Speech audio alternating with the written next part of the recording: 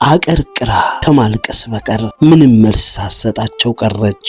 አባም ትንሽ ጠበቋትና ልጄ እስኪ ሌላ ጥያቄ ልጠይቅሽ፣ ቁርስ ቢያልፍሽ ምሳ ቢያልፍሽ እራት ሳትበይ ውለሽ አድረሽ ታውቂያለሽ? አሉ እየነፈረቀችና አፍንጫዋን እየጠራረገች።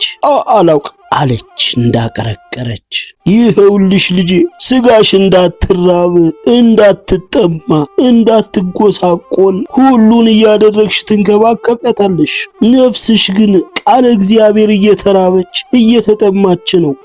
ስጋዊ ምግብ እንደሚያስፈልጋት ሁሉ ነፍስም መንፈሳዊ ምግብ ያስፈልጋታል። ስጋ በልዩ ልዩ ቦታ ሄዳ መዝናናት እንደሚያስደስታት ነፍስ በቤተ ክርስቲያን፣ በገዳማት መንፈሳዊ አገልግሎት በሚሰጥበት ቦታዎች ሁሉ ተገኝታ በቃለ እግዚአብሔር፣ በማህሌቱ፣ በሰዓታቱ፣ በቅዳሴው፣ በዝማሬው መደሰት መዝናናት ትፈልጋለች። አምላኳን በጭብጨባ በሽብሻቦ በእልልታ ማመስገን ትፈልጋለች። ጠዋት ማታ ዕጣኑን ጣዕመ ዝማሬውን መስማት ማሽተት ትፈልጋለች። ሁልጊዜ ፈጣሪዋን ማየት፣ ከእጁ መባረክ ትፈልጋለች። አየሽ ልጄ ሰውን ሰው የሚያሰኘው ለነፍሱና ለስጋው የሚያስፈልጋቸውን ሳያበላልጥ ሳያዳላ የሚፈጽም ነው። ደግሞ ማድላት ካለበት ለነፍሱ ነው። ለምን?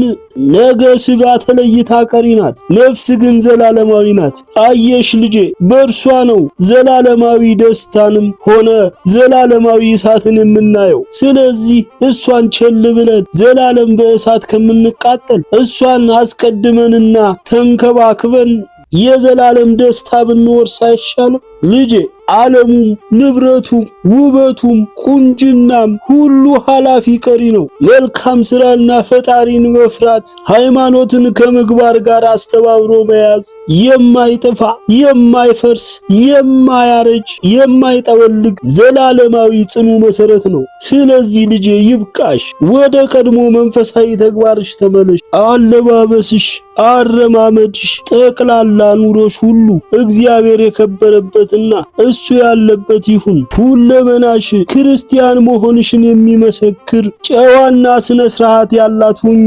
እግዚአብሔር ባንቺ እንዲከበር እንዲመሰገን የእሱ ልጅ መሆንሽን በተግባር አሳይ። ቤተ ክርስቲያን ጠዋት ማታ ተሳለሚ። ንስሐ ገብተሽ ከባልሽ ጋር ቅዱስ ሥጋውንና ክቡር ደሙን ዘወትር ተቀበሉ። ለልጆችሽ መልካም እናት፣ እግዚአብሔርን የምትፈራ ትዳሯን የምታከብር ጨዋ ሴት ሁኚ። ጨዋ ሴት ሆነሽ እሱንም እነሱም ፈለግሽን እንዲከተሉ ምሪያቸው። ለባልሽ መልካም ሴት ለባሏ ዘውድ ናት እንደተባለችው የቤቱ ምሰሶ የራሱ ዘውድ ሁኚ አሉ። እንደ መለማመጥ እያሉ እየተንሰቀሰቀች ተነሳችና ወደ መኝታ ቤቷ ሄዳ ያ የምትኳኳልበትን የምትቀባባውን መጋጊያጫ ሳይሆን መላላጫ የሆነውን ሁሉ ሰብስባ መጣችና አባቴ ይምጡ ይመልከቱ፣ ከዛሬ ጀምሮ ማጌጫዬ፣ መዋቢያዬ፣ መዘነጫዬ የእግዚአብሔር ቃል ብቻ ነው። ከዚህ በኋላ ይህ ሁሉ አያስፈልገኝ። እንዳሉት ፈጣሪ ውብ አድርጎ ፈጥሮኛል።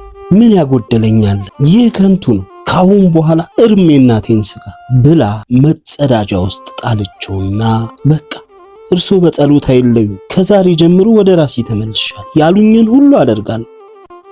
ባለቤቴን ይቅርታ ጠይቄ ደስ የሚያሰኘውን ሁሉ አደርጋለሁ። ልጆቼ የፈጣሪ ጸጋ ተላብሰው እንዲያድጉ አደርጋለሁ። አባቴ እርሶ ብቻ በጸሎት ባለቤቴንም ልጆቼንም እኔንም አይርሱን አደራ ብላ እግራቸው ላይ ወደቀች። አባም ደንግጠው አነሷት። ልጄ የኔ ጸሎት ለኔም አልሆነኝ፣ ደካማ ባሪያ ነኝ። እሱ ራሱ ፈጣሪ ሁላችንን የሚያስበን አይርሳን፣ ወደ ቤቱ ወደ እርሱ ይመልሰን አሉና አቡነ ደገሙ። አባቴ ምግብ በልተው ነው የሚሄዱት አለች ፈገግ ብላ። የለም ልጄ ገና ቤቴ ሄጄ ጸበል እጠጣለሁ። የሆድ ህመም ስላለብኝ መጀመሪያ ጸበል ካልቀመስኩ ያመኛል። ደህና ሁኚ ልጄ፣ ፈጣሪ በቃልሽ ያጽናሽ ብለው ወጡ። በማግስቱም ባሏ አባን ፈልጎ አባቴ እጅግ በጣም አመሰግናለሁ። ባለቤቴ ይቅርታ ጠይቃኝ እርሶ ያሏትን ሁሉ ልታደርግ ቃል ገባች። የቤቴ ሰላም ተመለሰ። ፈጣሪ እርሶን መልእክተኛ ልኮ ቤቴን ባረከው አለ።